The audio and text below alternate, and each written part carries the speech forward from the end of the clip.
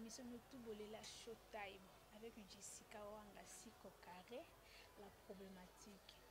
Nous avons le plaisir de une histoire oyo ya kolobana papa na biso parce que biso nya bino peut-être toye bien moti. Nous avons yé éclaircir biso maramususo o biso toye bité. Bon mona ye par rapport ya mosolo na biso o tokolobela par rapport à le 30 juin. Biso de que le 30 juin ça fête indépendance mais na ba profondeur musu to yebité. Tellement prendre biso avec marambango to sura na ye to yeba ndenge ezali. Bonjour papa. Bonjour ma fille. Papa tenu o se présenter na ba bonne sur Carrefour de Star TV ba yeba yo après to kota na kati ya solo yango. Bon, je me présente comme Moulanga et Boumabé Ramazan Sylvain, ex-Coutino Sylvain. Alors, j'ai vécu dans cette ville de Léopoldville, actuellement Kinshasa. Nous avons vu ce que nous avons vu et on a gardé aussi l'historique de la ville. Donc, le cas de la question est reposée, comme peut un peu plus. Oui. Parce que puis ton âge va encore pas là. Oui. Ok, papa. Qu'entendez-vous par l'indépendance? Pour biso to yebiti. Besoin d'indépendance ou bien signification à mot indépendance? Non, to lingi au quartier biso par rapport à indépendance. C'est biso ezara fait indépendance, mais ezara ni du tema to yebiti. Indépendance ya mboko ya biso. Lié avec le 30 juin, il y a un monde où yeba. Oui. La monde où kola. Bon. Indépendance au Yotozwaki le 30 juin. D'abord, il faut que bandesi ke outé là qui. Au moment où colonisé par les Belges. Ba pesa biso to comme colonie à Belge na conférence à Berlin. Alors, tout ce qui est éducation, nyonso est lié toujours na Belge. Et tant que tu as mis que tu as koye baté, tu as qui pendant cette histoire, pendant cette histoire, tu revends na pourquoi parce que c'est obligatoire. Ce que vous voulez na 18h, 19h, allez vous vendre c'est comme on a dit toko. Maintenant, babandi ko pesa histoire. Alors, tant qu'on va voir histoire, histoire en or. Mais or, il y a qui est annoncé. Annoncé, oui. C'était pas qu'il a visité. Tu vois, la révolution, il y a 1959, le 4 janvier. Donc, histoire en or. Des acquis. Dans le 4 janvier 1959, l'ère Nyongo Mobule Bimi, de Toyo Kakombo indépendance wana, et puis annoncé wana, et puis tu as l'indépendance de éviter na te. Bon, l'indépendance est, mais quelque part, vraiment félicitations à les musiciens. C'est grâce à les musiciens, on a plus loin. Qui s'est créé indépendance sans que bisote ba. Par exemple, en 1956, Ado Elenga a composé un zemonaye oya attendez le mokili ko baluka. Toka kika nzembo elengi mais toyeba ki pe signification te. Na ye moko peut-être beta ki yango na ndenge na ye mais or que zaki déjà annonce ya besoin d'indépendance. Tango ayembi yango mindele bakangi asali 3 mois de prison. Pikolo nzembo ya pamba. Bakendo kangaye nde esika na tokomi na ba kokanisa tifote ba raison ino baka. Parce que mindele bakangi parce que ba omona kalinga fungolisa batumiso. Oui. OK? Alors malheureusement basalata monument ya Ado Elenga te batie pe éroté alors que yé a moni passe pour nous autres. Azipé ba fimbo ndeng ba koteke na ndolo. Alors après ça toye kotala ya mibale grâce à musiciens que nous avons eu la chance ya kozala na brutalité ça la révolution. Dans quel sens? C'était le jour ya match oyo ezalaki entre V-Club na Mikado. Alors, qui était le joueur, il y a V-Club na nini. Mikado a mené V-Club na 3 buts à 0. Mais bapesaki V-Club nini, comment on appelle ça, penalty. Et qui était le joueur, Moutarobeta penalty, c'était un musicien à la personne Yanani Nani Aotio Koufakala Mingite. Le nom viendra. Alors va Pessier a raté ce koyo penalty voilà. Alors Sikande Yagi Benda Bika. Entre-temps na Imika basi baprevoyaki ke nani Kasavu bakopesa meeting na ye. Alors bato bakozila baye kotinda kanda ke non bakokosala te à la prochaine. Alors nam bajoueur avec supporter avec le babimaki kuna ay baye okutana ngo nde voilà ndongo esika likambo ekosala. Oclairci biso mwa mokie par rapport ya histoire ya 60 ans ya mboka na biso. Parce que yo vivant au temps là, c'est biso dans vraie histoire, tu dois comme à 60 ans en boka na biso. 60 ans voilà, c'est après l'indépendance de Tukotokomi 60 ans. Donc le 30 juin on a tiré 60 ans. Mais Congo existait depuis longtemps. Mais ce que le Vika tout comme à mon niveau quand il y a 60 ans on a peut-être on a koloba mais on a un peu limité parce que bongo nanga et une éducation to zoaka na instruction to zoaka na ba belge. Il y a Léopoldville. Bon, c'est quoi tu vois, il y a Kinshasa. Je ne dis pas le contraire, mais je vais tâtonner un peu pour que dans ça, les mouké. Mais, ce qui te kamati 60 ans, donc comme une comparaison. Donc, dans le 4 janvier, dans Dengue Tozoaki, tu es comme l'air, il y a donc Kasavubu, Mobutu. Et tu continues qui le loyo na Félix. Mais ce que tu as kamati en 1960, le 30 juin, et un mois secret mon la 4. Au moni batoloka bazaliwana ba découvrir peut-être yango pi ekososola. Oyo ba yekolaka, ba isalaka ba étude, ba loka ba développer yango. En 1960, nous avons demandé pendant aussi l'action. Bon, musicien là, là, comme on est des soins, et nani, ça est bon, et nani, au Rotala Tosengi, Bitumbe Bimi, le 4 janvier 1959. Là, la ville de Kinshasa, Léopoldville à l'époque, tu vois qu'il y a 250 000 habitants, hein, dans toutes les communes confondues. Entre-temps, le 4 janvier 1960, quand il y avait le 4 janvier, donc c'est qu'il y a la lettre Nini, J. Janvier c'est J. Et nous aurons aussi l'indépendance le 30 juin 1960. La lettre Nini. Et c'était quel jour de la semaine? C'était c'était un jeudi. C'est la lettre J. Et nous aurons un président là, qui s'appelle Joseph Kasavubu. C'est la lettre J. Et nous aurons maintenant le commandant en chef de l'armée, c'est Joseph Mobutu. C'est la lettre J. Et le président, il y a le parlement.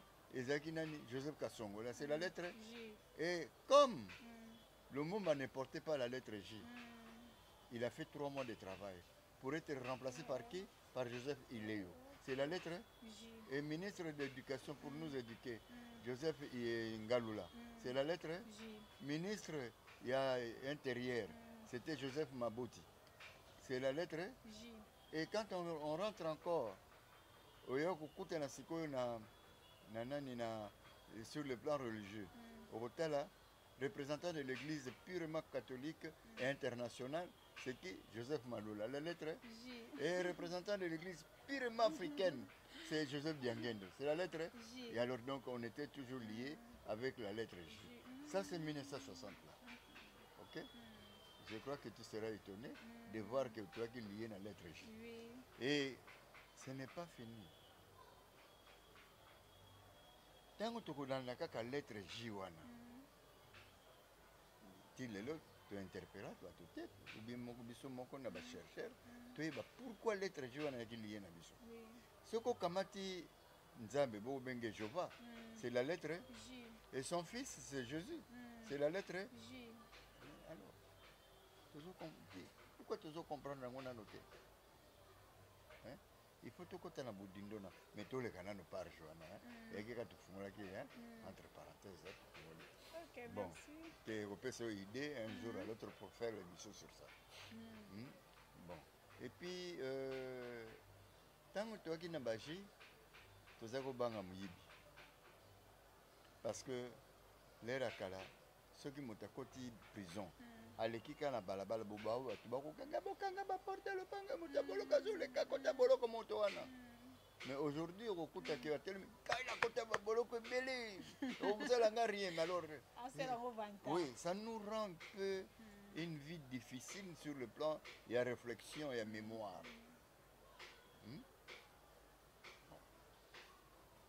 Pour ce soit moi, c'est ce kawana. Oh, et puis, au Kenya, on a calculé, recherche. Alors, ce que tu as bien, tu es baka muyibité. Tu as un biloko bato. Les loyaux, c'est bizarre. Parce que nous avons pas comme dans un dégrené. Au Katindam. Boye bosale émission, boye zumandambo, pour payer moi, ni yo pour les sous $5 à côté. Vous comprenez? Alors ça c'est la première remarque. Et puis on avait des chansons, ce qui va bien yembi, oyoki ba kopé sa toli.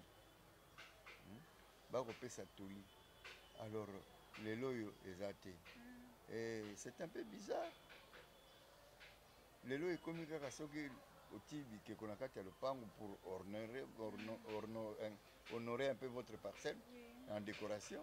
La bio ana magie, ana nini. Mais pourquoi beaucoup quand école nini académie de beaux-arts parce que moi t'as formé là bato ba iba ko sala bike ko endo. Voilà, remarque mususu wana au tala et puis après ça bon ce que t'as dit les gens quand ils chantaient par exemple une chanson d'amour au coq c'est na il comment que c'est qu'on ça parce qu'il faut un charme mais aujourd'hui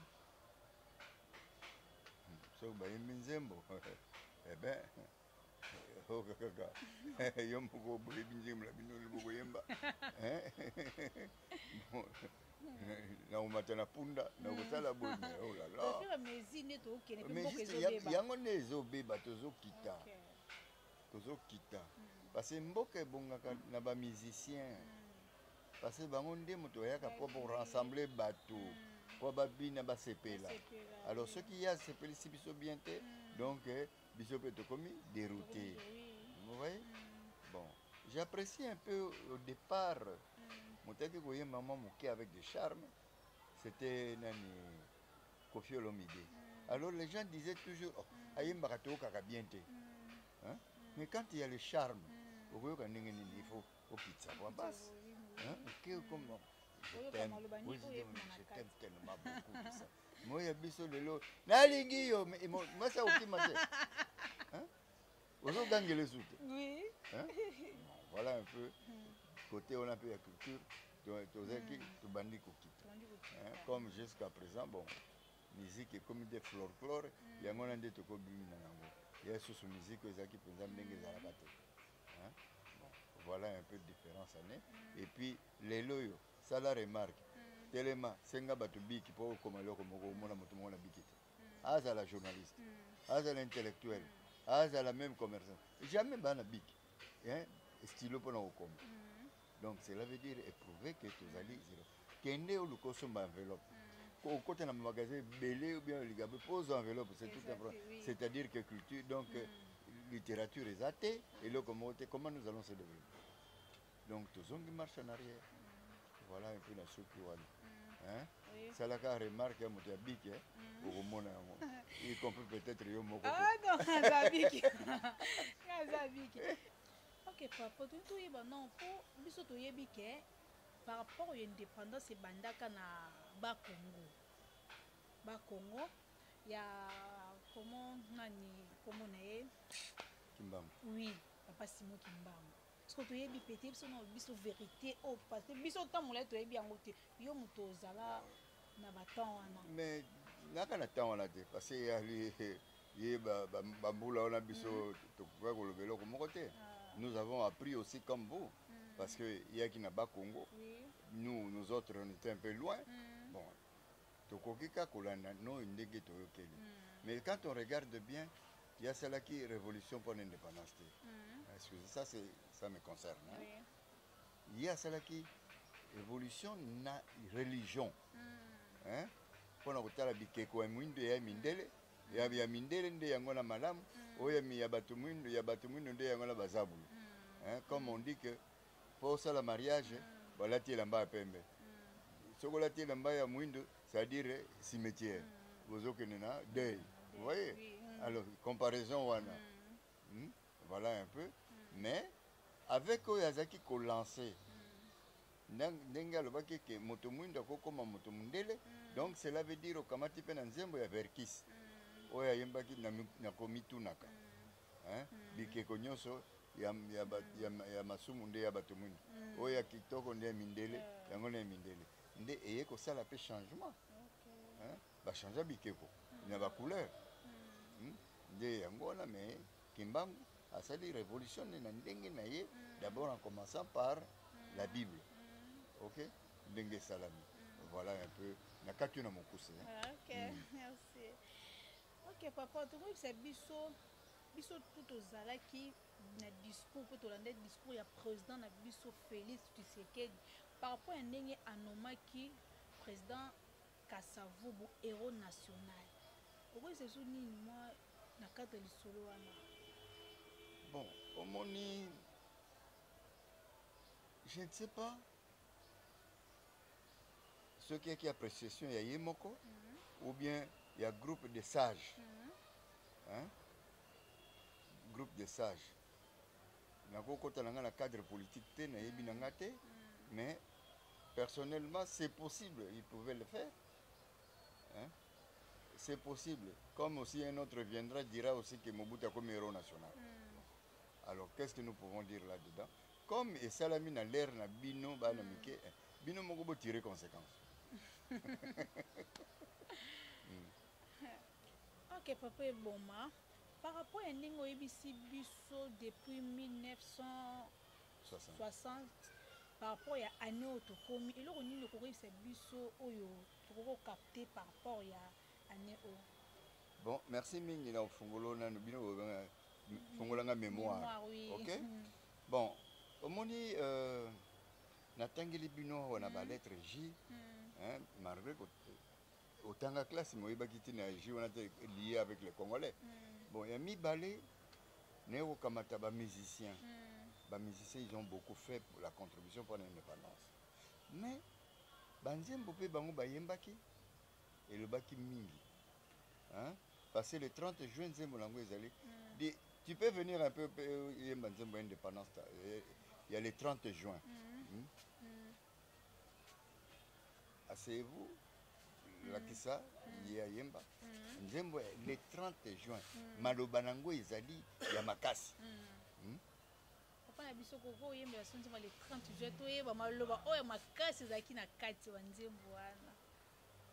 Bonga ebeti batata na bamama bana pe mikolo bobenga nimbango benga ndako na ndako benga moninga Bombu mosili sepe l'indépendance lobi ezalaki moto moindo mawa bobele mosala na fimbo sima oloba bwe mabe o makaki bandanye Kasavubu atali alobi ekosila ya lelo yo Kasavubu mokonzi Oh, Lumumba lipanda pona yo Olikango lipanda pona yo Vraiment, Voilà. vraiment.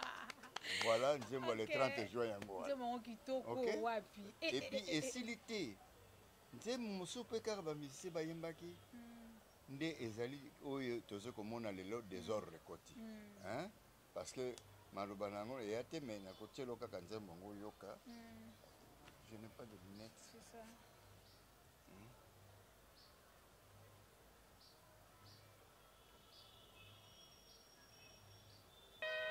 Yango.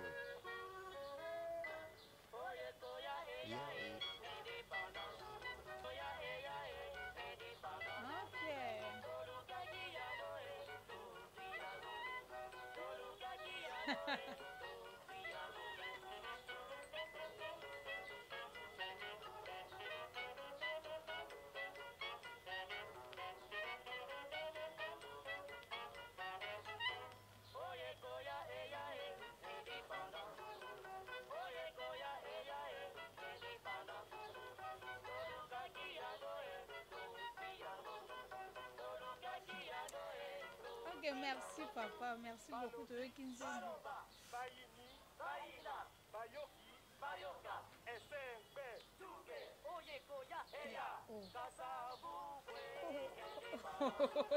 Bon, il faut que ça moque, il faut développer après. Bon, au moins, situation locale, tu as un beaucoup de musiciens qui prévoient déjà. Oye koya, yango ne yé. Bon, tout ça la bonne psychologie. Ok. Voilà un peu. Moi, malheureusement, donc, déjà bien avant. Mais oui. Oui. Ok. Voilà. Ok. Merci beaucoup, papa. Et bon, maintenant, nous sommes dans la émission de Bisso. On va saluer par rapport à Bato Balandayo. En beauté, parce que vraiment, au moins, tout ce qui est na mutu, au moins, mémoire na biso ce côté virus.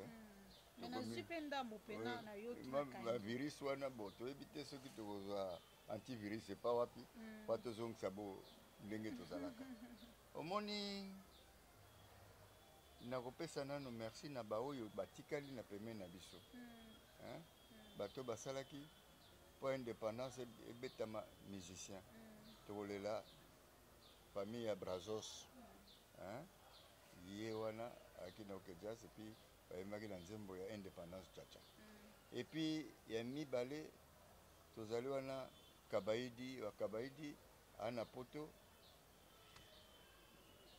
ntango akoyoka akolela mai na miso et puis tozali wana bon les plus grands journalistes au babandi journalisme à la personne de Moussa Kamis autokufa à peine il n'y a même pas 3 semaines.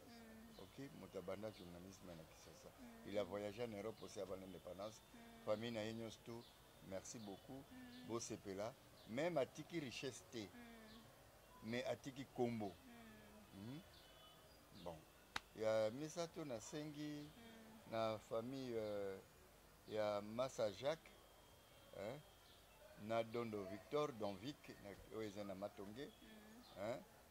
Pour Atiki Libiso et l'autre spécial parce que papa Massa Jacques déjà en 1949 50 a eu un salaire à 24 000 francs congolais à l'époque on a qui représentait quand un blanc touchait 5 000 et puis Victor aussi Dondo a eu 12 000 qui est dans la banque qui pouvait donc engager et licencier un blanc. La Banque du Congo. Et puis, tosengi na oyo batikali nyonso na pesi bango mbote ba famille ezaki na biso na kati ya ville ya Leopoldville mbote mingi na soki wana. Ok, merci beaucoup papa. Merci beaucoup, merci Nabino tout bozaki branché l'émission de tout bolinga showtime. Là je vois directement la patronne Mimi Alemba moi na Canada et Tongo. Et je vois aussi mon réalisateur que j'aime beaucoup David ba Montréal banda na ngwende na yo. Wana libanda na moni Francis Matu en Australie mutu moko bien. Shadrach Boka, Yonde Makam, Randy Boy, na piso bambo te place aux alliés, Patrick Bifouana, Yonde Charge. Quant à moi, je vous dis.